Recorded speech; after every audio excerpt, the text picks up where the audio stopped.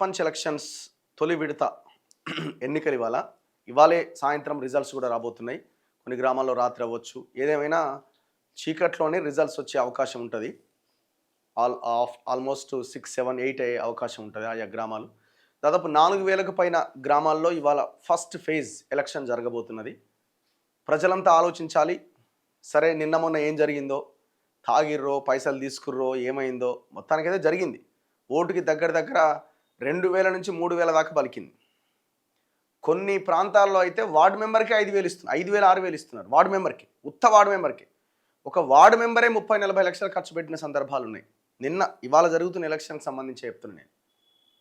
So నిన్న ఏం జరిగిందో, నిన్న రాత్రి దాకా ఏం జరిగిందో అది మనం మళ్ళీ తిరిగి తేలేము.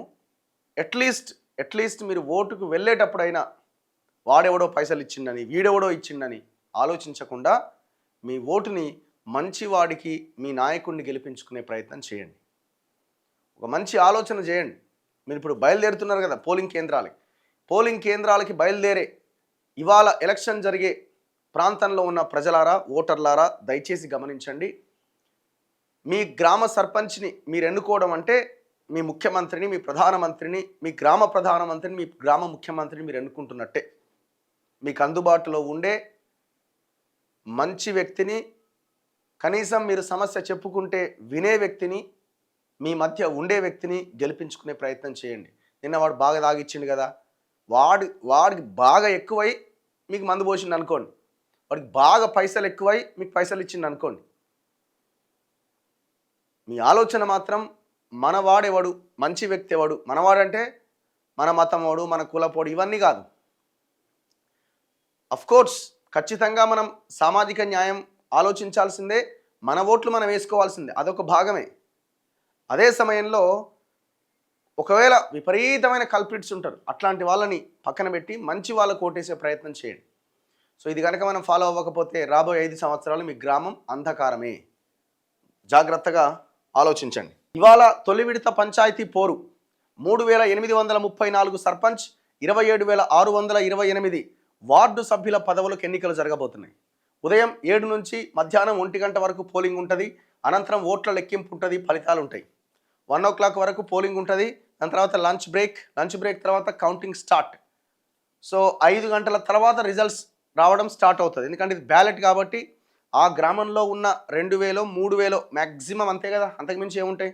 మండల కేంద్రం అయితే ఒక 5,000 ఉంటాయి. సో కాబట్టి ఆ ఊరి యొక్క ఓటర్ల సంఖ్యను బట్టి, అంటే పోలైనటువంటి ఓట్ల సంఖ్యను బట్టి రిజల్ట్ ఆలస్యమా తొందరగానే వస్తుందా అనేది చెప్పొచ్చు. ఏదేమైనా బ్యాలెట్ కాబట్టి కొంత ఆలస్యం ఉంటుంది. ఎంత ఆలస్యం జరిగినా ఓట్ల సంఖ్య తక్కువ కాబట్టి తొందరగానే అయిపోతుంది. ఇవాళ మొత్తం ఎంత, దాదాపు 4,000కు పైన గ్రామ పంచాయతీలు అయితే దాదాపు 395 ఏమో ఏకగ్రీవమైనవి. అవి బోను 3,834 సర్పంచ్లకి ఎన్నికలు జరగబోతున్నది. 27,628 వార్డు సభ్యులకు ఎన్నికలు జరగబోతున్నాయి. మొదటి దశ ఎన్నికల్లో ఓటర్లు దాదాపు 27,41,070 మంది పురుషులు ఇందులో పాల్గొనబోతున్నారు, ఓట్లు వేయబోతున్నారు. మహిళలు 28,78,159. ఇక్కడ మహిళలే ఎక్కువ ఉన్నారు. ఇతరులు 201. మొత్తం 56,19,430 మంది ఓటేయబోతున్నారు. తొలి దశ ఎన్నికల నిర్వహణకు రాష్ట్ర ఎన్నికల సంఘం ఏర్పాట్లు చేసింది. 3,591 మంది రిటర్నింగ్ అధికారులు, 93,905 మంది సిబ్బంది, 2,489 మంది మైక్రో అబ్జర్వర్లు, 3,461 మంది వెబ్కాస్టింగ్ మైక్రో అబ్జర్వర్లను నియమించారు. పోలింగ్లో 45,086 బ్యాలెట్ బాక్సులను వినియోగించబోతున్నారట. సో ఏ గొడవలు లేకుండా ప్రశాంతంగా ఎలక్షన్ కంప్లీట్ కావాలని కోరుకుందాం. సో ఒకవేళ కనుక టై అయితే, సమానమైన ఓట్లు వస్తే డ్రా తీస్తారనుకుంటా కదా, ఏదో ఉంటుంది. So after 1 o'clock counting start అవుతుంది. ఈ 3,834 సర్పంచ్లు ఎవరు, 27,628 మంది వార్డు మెంబర్లు ఎవరన్నది సాయంత్రానికి 7-8 గంటలకల్లా మొత్తం క్లారిటీ వచ్చేస్తుంది. సో ఆయా పార్టీలు మద్దతుతో పోటీ చేస్తున్న అభ్యర్థులు ఒకవైపు, ఇండిపెండెంట్లు ఒకవైపు, ఇట్లా పోటీలోకి దిగుతున్నారు. ఏదేమైనా యువత ఎక్కువగా ఈ అభ్యర్థులుగా నామినేషన్లు వేశారు, ఎన్నికల్లో పాల్గొంటున్నారు. వాళ్ళ భవిష్యత్తుని ఇవాళ నిర్దేశించుకోబోతున్నారు. అయితే మనం చెప్పేది ఒకటే, దయచేసి ప్రజలారా, నిన్న మొన్న ఏం జరిగిందో, తాగిర్రో తిన్నారో పైసలు తీసుకున్నారో ఏం జరిగిందో మొత్తానికి. మరి వాడు పైసలు ఇచ్చిండు కదా, నేను వానికే ఓటేయాలి, వాడు దొంగే అని అనుకోకండి దయచేసి. వాని తీటకు వాడు పైసలు ఇచ్చిండు, వాని తీటకు వాడు అది అమ్ముకొని మందు పోసిండు, ఇట్లనే అనుకోండి. ఎలక్షన్లు కొనడము, ఎలక్షన్లలో ఓట్లు కొనడము అమ్మడము నేరమే. మీరు కూడా నేరస్తులే అవుతారు. ఇప్పటికే సగం నేరం చేసిరు. మీరు మొత్తం నేరం నుంచి తప్పించుకోవాలంటే, మొత్తం నేరం ఇక మీరు 100% మీరు దొంగలు అని మీరు కనుక తప్పించుకోవాలనంటే మీరు మంచోడు కోటేయాలి. ఇప్పటికైనా ఇంకా అవకాశం ఉంది మీకు. మేము పైసలు తిన్నాం కానీ వాడు దొంగే, వాడు ఎన్ని నుంచో దోపిడీ చేసి నాకు ఇచ్చిండు, సో మేము తిన్నా కూడా మేము మంచోడికే ఓటేయాలి అనే ఆలోచన మీరు కనీసం చేయండి. ఇప్పుడు చేయండి.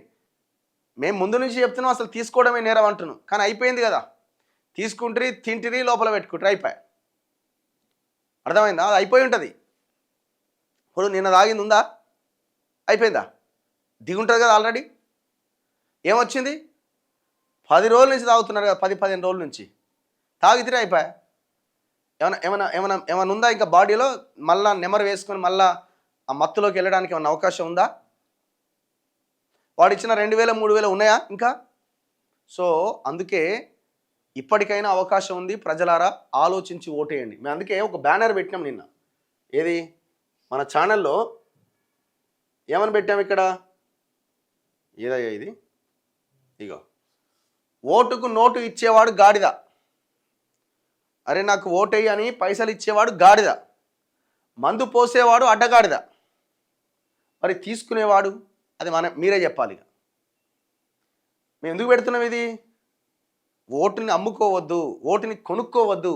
దానివల్ల ప్రజాస్వామ్యం కథమైపోతున్నది, మన అభివృద్ధి కథమైపోతున్నది, మన పిల్లలని మనమే చంపుకుంటున్నాం అన్న కోణంలో ఇగో ఇది పెట్టడం జరిగింది. దయచేసి ఆలోచించండి. ఇది పెద్ద ఎత్తున రాబోయే రోజుల్లో ఒక మూమెంట్ తీసుకురావాల్సిన అవసరం ఉన్నది. ఈ వ్యవస్థ నాశనం కావడానికి మీ ఊరు, మీ మండలం, మీ జిల్లా, ఈ రాష్ట్రం, ఈ దేశం సర్వనాశనం కావడానికి మొట్టమొదట అడుగుపడుతున్నది ఇగో ఇక్కడే. డబ్బులు, మందు అమ్ముకోవడం. ఒక ఎమ్మెల్యేగా పోటీ చేయాలంటే దాదాపు 50 నుంచి 100 కోట్లు లేని కనీసం పోటీ చేయడానికి అవకాశం లేదు. ఇవాళ ఇన్ని స్థానాలు ఏకగ్రీవమైనాయి కదా. ఫస్ట్ ఫేజ్లో కూడా దాదాపు 395 స్థానాలు ఏకగ్రీవమైనాయి సర్పంచ్లు. ఎవరికి అవకాశం దొరికింది? ఎవరికైతే డబ్బులు ఉన్నాయో వాడికి అవకాశం దొరికింది. అందుకే ఓటుకు నోటు ఇచ్చేవాడు గాడిద, మందు పోసేవాడు అడ్డగాడిద, మరి తీసుకునేవాడు ఎవరో మీరే తేల్చుకోండి. వాళ్ళకి భిన్నమేం కాదు కదా ఆ మూడో వాడు కూడా. మనం నేను కూడా ఉన్నానులా.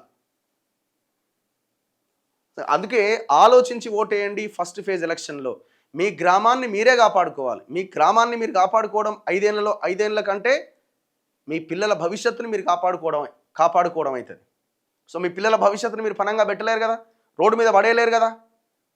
మరి అట్లాంటి మీ ఓటుని రోడ్డు మీద అడ్డి వౌచర్కి 5,000కి 3,000కి అమ్ముకుంటున్నారు కదా, కొనుక్కుంటున్నారు కదా. మరి ఇది అన్యాయం కదా. మీ కన్న బిడ్డ లాంటిదే ఓటు కూడా. ఆలోచించుకోండి. ఏమాత్రం తేడా వచ్చినా భవిష్యత్ తరాలు మనల్ని క్షమించవు అంటాడు మీ మనవడో ఏమో. మా తాతలప్పుడు బాగా తిని తాగి ఓట్లేసేదిరా, అందుకే ఇట్లా చచ్చింది దేశము, ఈ రాష్ట్రం అని, ఈ గ్రామం అని అనుకుంటారు. ఆ శాపం కూడా మనకే వస్తుంది.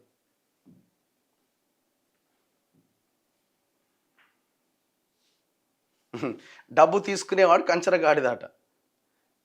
ఇది తిట్టడం కాదు. ఇది విషయం ఏంటంటే ప్రజలని ఇంకా మనం కొంత కఠినంగా మాట్లాడాల్సిందే, తప్పదిగా. సిచ్యువేషన్ అంత భయంకరంగా ఉంది. ఎస్ అన్నా correct. Revanth Reddy and brothers real estate mafia అట. ఏమైనా ఎవిడెన్స్ ఉంటే పెట్టండి బ్రదర్, మేము కూడా ఆ సేకరణలో ఉన్నాము. 2017 నుంచి ఆర్టీసీ బకాయిలు ఇవ్వలేదు, రిటైర్ అయిన వాళ్ళ డబ్బులు రావట్లే. చలో, ఎలక్షన్లు ఏంది? ఫస్ట్ ఫేజ్ ఎలక్షన్లు వాళ్ళు ఎవరైనా ఉన్నారా? ఏం జరుగుతున్నదో అన్న. మామూలుగా అయితే డబ్బులు లేకుండా చేసుకున్నావు, ఏందో అర్థం కాలే నాకు. ఏం చేసుకున్నారు? జై బీసీ జై కుమ్మరి, కరెక్ట్గా చెప్పారు.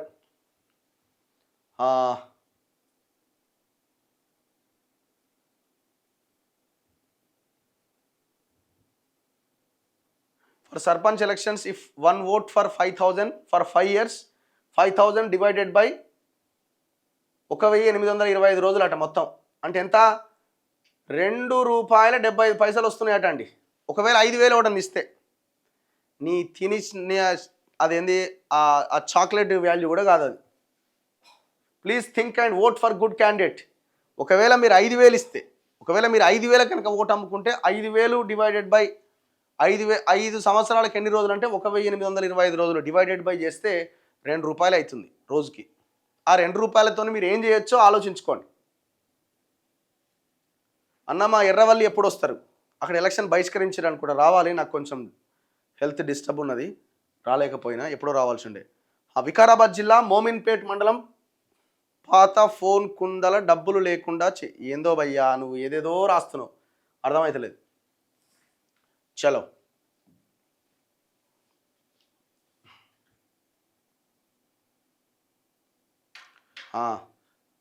మార్చడం అంత ఈజీ కాదు, అసలు మారుతుందా ఓటుకు నోటు?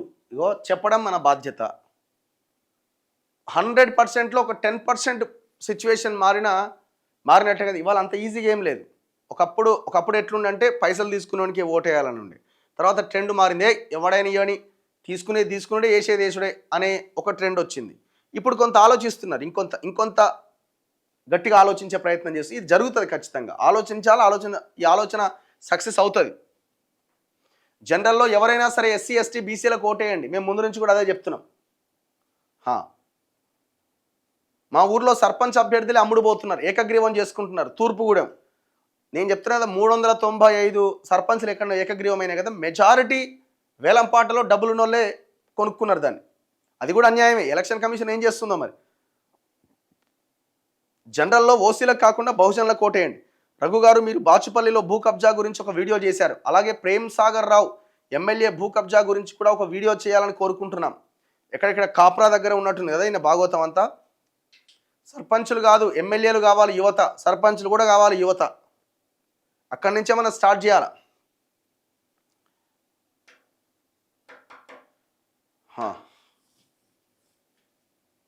అన్న సహాయం కావాలి, మీ నెంబర్ కావాలి. నా స్క్రీన్ పైన ఒక నెంబర్ ఉంటుంది కదా, ఆ నెంబర్కి మీరు వాట్సాప్ చేయండి, చూద్దాం. డబ్బులు తీసుకుంటాం కానీ డబ్బులు ఇచ్చిన వానికి ఓటు వేయం. అసలు తీసుకోవడమే నేరం, తప్పది. చాలామంది అంటుంటారు మీరు తీసుకోండి, నచ్చిన వాడికి ఓటేయండి. అది కూడా తప్పే. ఎందుకు తీసుకోవాలా? ఓటుకు నోటు ఎందుకు తీసుకోవాలా? తీసుకోవడం అంటేనే తప్పు. ఈసారి యువత ఎక్కువ మంది పోటీలో ఉన్నారు, వాస్తవమే. చలో నెక్స్ట్ మిగతా వార్తల్లో దయచేసి ఆలోచించి ఓటేయండి. పోలింగ్ ఆల్రెడీ స్టార్ట్ అయింది, 7 గంటలకే, 1 గంట వరకే ఉంటుంది. అందరూ ఓటేయండి దయచేసి. ఇంట్లో వండుకోకండి, తాగింది దిగలేదని కొంతమంది ఆ రకమైన వ్యవహారం చేస్తుంటారు. తప్పుగా అనుకోవద్దు, ఎందుకంటే వాళ్ళ కోసమే చెప్తున్నాను నేను. ప్రతి ఒక్కరు ఓటేసే ప్రయత్నం చేయండి.